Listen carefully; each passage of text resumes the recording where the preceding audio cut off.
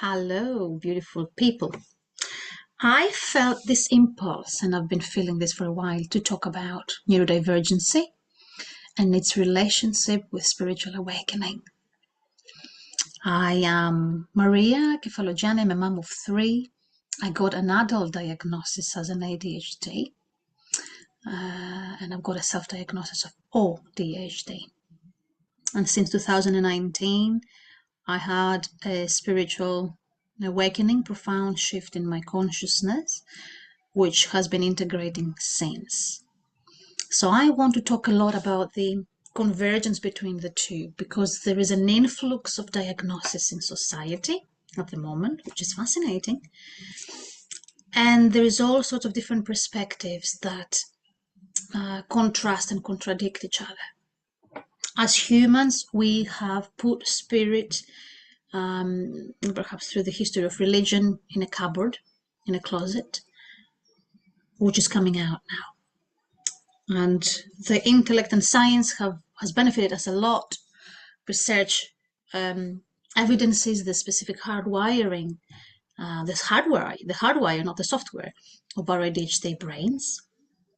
And my personal intuitive sense is that as a collective, as society, it's an inquiry rather than a fact, yeah? Are we moving towards a collective dissolution of our sense of self and identity, which is limited? It's so limited, and yet we have believed it to be all that is.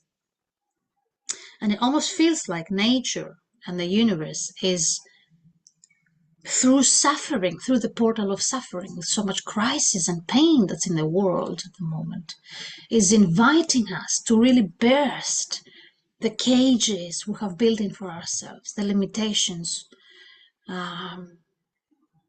which feed what I call the hungry ghosts of the past, the greed, the hubris, the arrogance, the possession, the sense of ownership of life.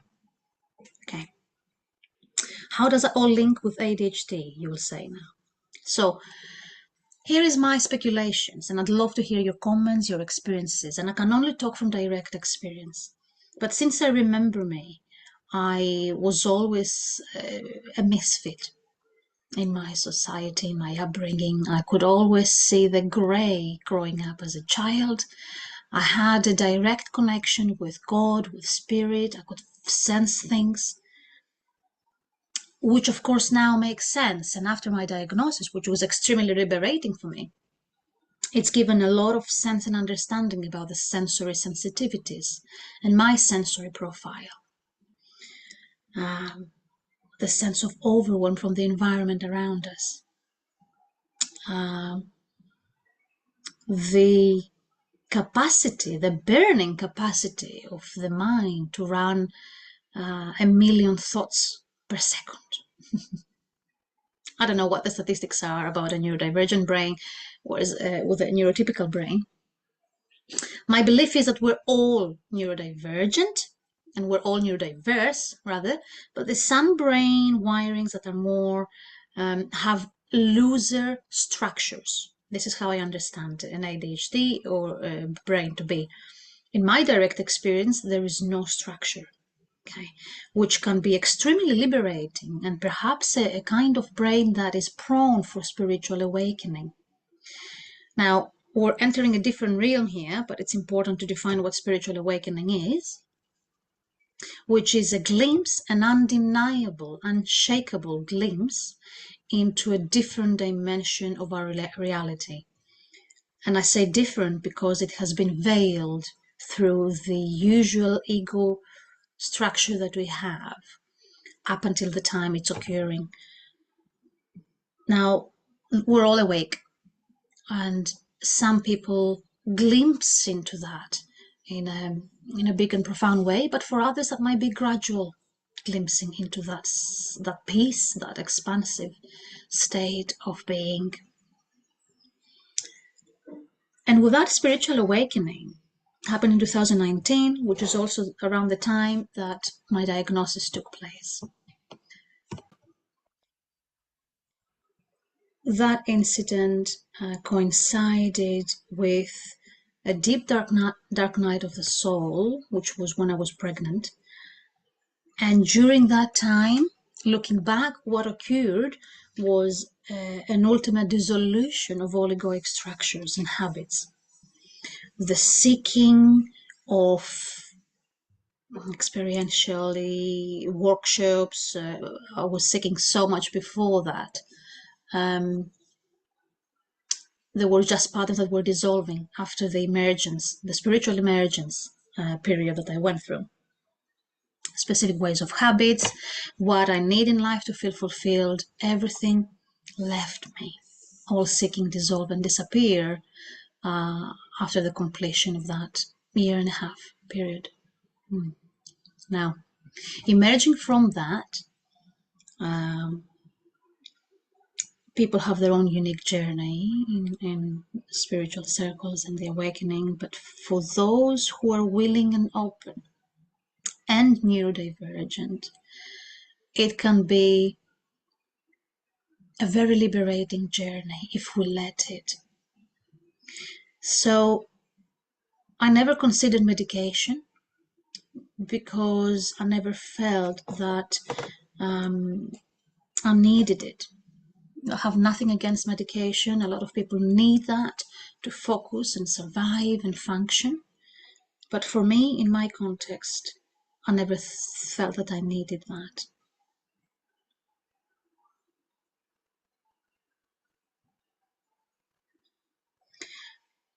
The remedy for me in my ADHD diagnosis up until now has been an invitation from Spirit at the same time to surrender to life self-unfolding as it is. And with that surrender, I realized that in my early days of the diagnosis, I was working, perhaps within all my life, I was working against the grade. I was working against my brain.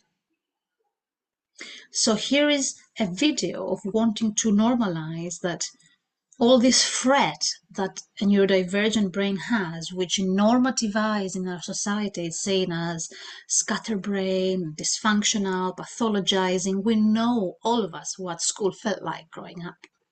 Yeah, a constant struggle. Is actually Spirit's life force gifted to us. So the problem with ADHD is not the ability to focus, but the capacity and willingness. Oh, his baby crying. I'll be back. I'm back with baby in my arms. This is the life of a neurodivergent mother. This is the impulse for me to come and talk and express, which is what gives me joy and help me make sense of things, but also being a mom. So ADHD, if we were to define it as a portal for creative energy to flow through,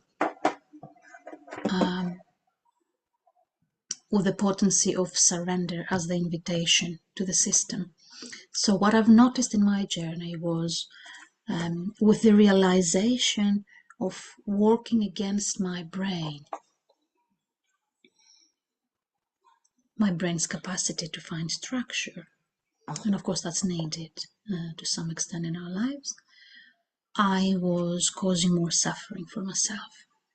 So that, alongside my spiritual awakening, my spiritual journey, blasted me in a process of surrender, which the mind would fight. This is why we experience suffering, because we reject the reality as it's unfolding moment to moment. So surrendering to something bigger than us, which ADHD brains have the capacity to feel that. The creative energy, the creative life force we're all familiar with. We're bursting with ideas and the difficulty to execute them. If we were to surrender to the intelligence of that creative energy that's flowing through us, by listening intently to our visceral and bodily responses and not to society's conditioning about what should happen. And I've spoken to so many women, and I have friends who there is a collective return to what I feel is our baseline. Coming back to our senses is not an expression that is random. So ADHD is offering us an incredible invitation to come back to our senses and to stop working against our brain, but surrender in life's intelligence that is expressing through your neurodivergent brain. That's creative energy. To listen to the whispers of when is this creative energy wanting to rest? When is it that it's wanting to express? When is it that it wants to hibernate? And I call these cycles, which are very familiar to me, and I'm at ease more and more in them, like birth, expansion and contraction. And we cannot have an expansion if we don't contract, if we don't have an inner place that contracts, and that I call as a shadow work. As a psychotherapist, I've done a lot of shadow work, and I'm supporting my clients to trust their innate wisdom in holding the shadow that's flashing through their system. And talking from my direct experience as a neurodivergent person with a highly sensitive energy and attunement to the energy of others, I had this huge revelation lately that because my default setting is to read between the lines and beneath the lines, to hear the messages behind what's spoken, I am highly attuned to the unspoken, what I call through the veil, energy and the energetics and the feelings of the other person. And so that has caused me quite a lot of suffering in my life, because I would be absorbing like an open sponge the energies of other people, and I would identify with them and make stories about them, or use my ADHD as another story to create a sense of victimhood. Now, that is not to say that the hardwiring of our brains as neurodivergent has its challenges, but I want to see every challenge as an invitation. So coming back from diagnosis onwards, there's been an ongoing accelerating, alongside spiritual process, a deepening process of unmasking. Of unmasking. And coming back to our baseline, coming back to our sensory wisdom and intelligence, coming back to the body and surrender to the body's signals. That has been my medication on ADHD. That has been my savior, and living life in flow and trusting moments like this, for example, to be the moments that my creative energy wants to burst out and talk and express itself. I never plan them. They come through me because I cannot plan anymore. And I have totally surrendered that I am not the owner of my diary on some level, that life is. But I am a solid rooted conduit of life, that I will astutely tune into the messages whenever something wants to come out for the greater good of all, or if it's of any help to anybody. And I felt in my heart to come in and really share that, because I truly believe a neurodivergent brain is a very gifted brain. It's a trailblazing brain that has the capacities and the ideas to pave new directions, to pave new paths. And it is a brain prone to immense spiritual awakening. Is that it? I think that's it. And navigating parenthood through this lens can be extremely challenging, but also rewarding. So, yeah, if you're a parent and if you're a neurodivergent parent and you would like to join our community, One Heart Parenting, I'd love to have you with us. We approach parenthood from that lens. It's not only for neurodivergent parents, it's for everybody, but approaching parenthood from a lens of non-duality, adopting the principles from Buddhism and Sufism, but really is a place to share openly.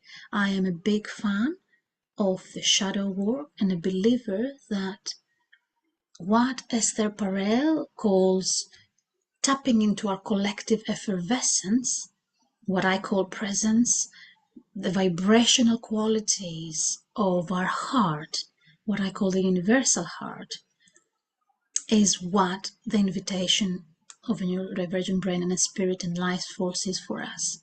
If willingly, and if we are able to allow that flow to the best of our ability.